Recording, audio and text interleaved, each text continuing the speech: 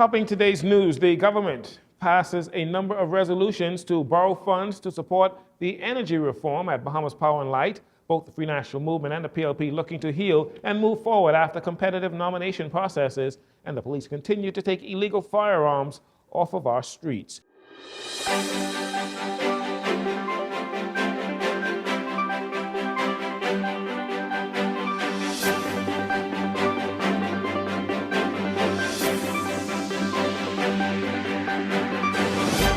Good evening, Bahamas. I'm Jarino Saunders.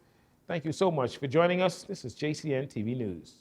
Energy has always shaped the daily life of this nation, says Prime Minister Philip Davis. People choose to sit in the summer heat rather than risk the costs associated with running their air conditioning units all day. Businesses struggle to stay afloat as they pay high electricity bills. And as we saw earlier this week, our power grid still very susceptible to severe weather events, says Prime Minister Philip Davis. For that reason, the government says it is trying to address the situation, and to do that, there is the need to borrow large sums of money to provide Bahamas Power and Light with the funding it needs. And as a result, the government sought Parliament approval to borrow some $160 million in guaranteed loans. These resolutions play a role in moving our transformation forward.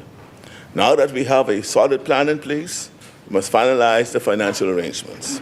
With these resolutions, we are securing funding without authorizing new spending. Instead, the resolutions before us provide limited, thus action-specific guarantees required to support fuel procurement and infrastructure development within a framework of parliamentary oversight. These guarantees are kept and clearly defined.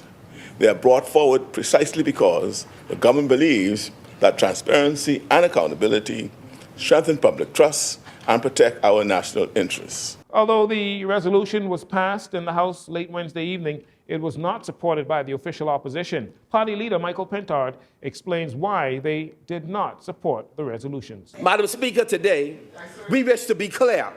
We believe that if you bring any proposition here, any resolution to borrow money, you should make the business case on why you are borrowing the money. They have not done that today, Madam Speaker. That's why we can't support these resolutions, Madam Speaker. We support energy reform, however, Madam Speaker. We support diversification. We recognize and support the use and incorporation of LNG as a part of our mix, Madam Speaker. But, Madam Speaker, as we support transformation of the energy sector, we don't do so in silence. We do so by raising questions, Madam Speaker, to improve good governance that manages this sector. Again, those resolutions were passed despite the opposition not supporting them. Two-time F&M Long Island Member of Parliament Adrian Gibson has been replaced by Dr. Andre Rollins, who got the ratification on Tuesday and will be the standard bearer in the Family Island seat in this year's elections. It is unclear if Mr. Gibson, who continues to battle corruption charges based on his stint as chairman at the Water and Sewage Corporation, was seeking a nomination, though it is widely assumed that he was seeking that nomination. Dr. Rollins was asked if he expects to have the support of Mr. Gibson as he hits the campaign trail. I have not spoken to Mr. Gibson. I hope to speak with Mr. Gibson. I have no animosity towards Mr. Gibson. Mr. Gibson is a Bahamian who himself is entitled to run in the next elections if he so desires.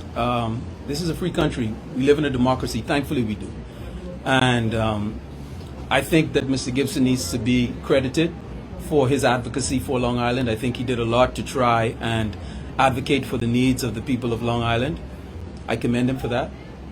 I hope to have a good relationship with him as far as trying to continue the work that he has been championing. But in all of this, the most important thing to remember, I believe, is that politics has to always be about the people. The Free National Movement slogan in this campaign is, "We work for the people." Meanwhile, there were also some hotly contested races for nominations in the PLP that may have left a sour taste in the mouth of some who may not have been successful with their nomination bid.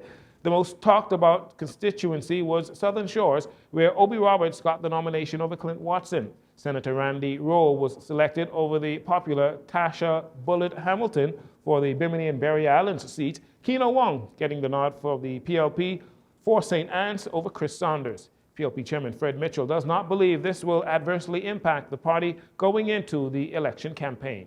This is normal sort of jockeying for power. It's emotional, so sometimes words get said that you might not ordinarily say, but I think people really mean that deep down in their hearts. Everybody's gone out into their constituencies now with marching orders to get themselves organized, because we've got a campaign to fight. We've got a case to make. We take nothing for granted. Nothing has to be taken as if it's inevitable. We know we have to make a case, and we will make the best case we can. And we pray that the Bahamian public, in their considered judgment, supports the Progressive Liberal Party. As of Sunday, the PLP has named all 41 of its candidates. The FNM has officially named 39, with Marco City and Mical still outstanding, and the Coalition of Independents naming more than 30 of its candidates thus far. Well, another political party starting to introduce candidates as well for this year's general election. Leader of the Bahamas Constitution Party, the BCP, that's S. Ali McIntosh, yesterday formally announced her intention to contest the Anglerston constituency. Mrs. McIntosh, who ran in Garden Hills in the last election, where she received just 29 votes, emphasized that her campaign will be driven by community engagement, policy substance, and unwavering respect for the democratic process. She said the BCP will roll out its list of remaining candidates in the coming days and weeks. And finally, in this segment, 2 American men were arrested at the Lyndon Pendling International Airport for drug possession in separate incidents yesterday. Police say in the first incident, preliminary reports indicate that around 1:45 p.m., a 56-year-old male was preparing to board a departing flight from the Bahamas when his luggage was selected for inspection. During a search conducted by Customs and Border Protection officers, a plastic bag containing suspected infused marijuana gummies was discovered. The suspect was subsequently arrested and cautioned by airport police, later handed over to the Drug Enforcement Unit for further investigation. The suspected infused marijuana weighed in at 70.9 grams.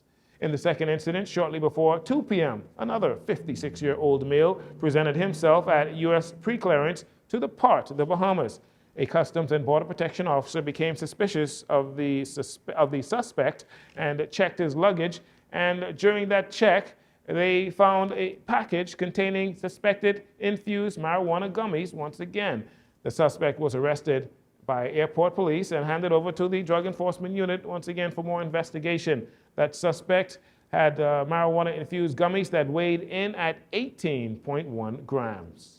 You're watching JCN TV News. We'll take a break here. We'll be right back following these commercials.